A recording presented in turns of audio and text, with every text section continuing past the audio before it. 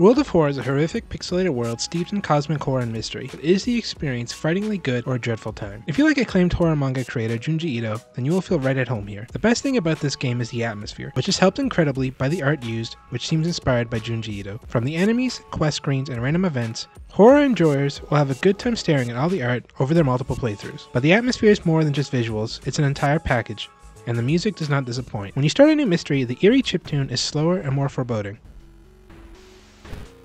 As the player progresses, it becomes more and more frantic until reaching its pitch at the mystery's conclusion, only to repeat the process at the start of a new mystery.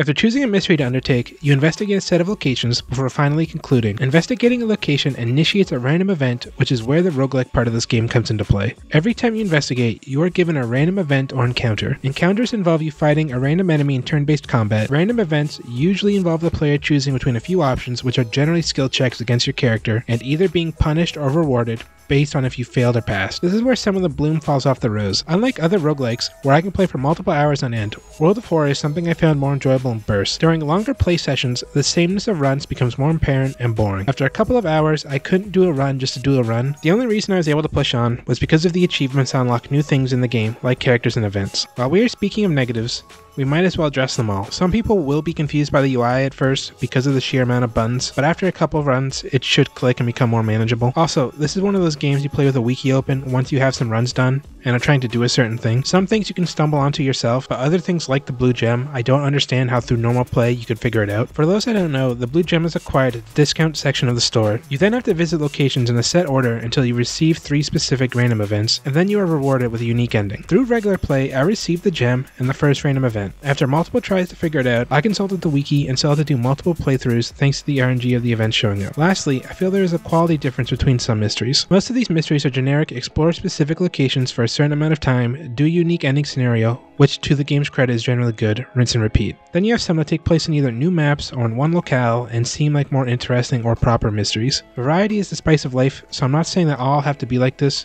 but even for the generic mysteries, why does something like Eerie Episode of Evolving Eels conclude with a unique minigame where you have to poke an eyeball with a needle when 90% of the game has no animation like this and is instead static images? Something like Spine-Chilling Story of School Scissors, which I know was used as an early demo, not only has more flavor than the majority of the mysteries in the game, but also includes random interactions like opening these lockers or this door, which again, 90% of the mysteries don't include. It's very inconsistent, and I do think highlights areas that receives more shine than others. The gameplay systems are serviceable here, but become more interesting when using unlocked members of the cast. You have the standard character stats you expect to see like strength, knowledge, etc. You have 3 life bars: stamina, reason, and doom. Stamina is your physical health, things like punches, stabs, that kind of thing. Reason is your mental health. Some enemies do mental damage over physical, and certain events can also impact it. Then you have doom. It's pretty much the game's time mechanic, forcing the player to progress the game. If doom reaches 100%, the game ends and the old gods win. The turn-based combat for the most part is pretty standard, although some enemies, like something truly evil, change how you engage with it. The random events generally aren't too engaging, especially after playing the game multiple times and having a good idea of what each choice is. It just becomes choosing the less harmful option most of the time, although there are interesting ones that are used when you venture beyond our plane of existence. The game is very modular, allowing the player to pick and choose different difficulties, characters, events, enemies, timelines, which can change the mystery, and which old god appears during their playthrough. While I did not use mods, there is a modding scene to keep the game fresh in between updates. While the game does have flaws, when the game is firing on all cylinders, it is a good time. For instance, during the Mad Janitor mystery, one of the buttons on the UI lets me burn the whole place down, effectively ending the boss fight instantly and affecting the rest of the playthrough. And the best part is, that's not even the only non-combat way to end this mystery,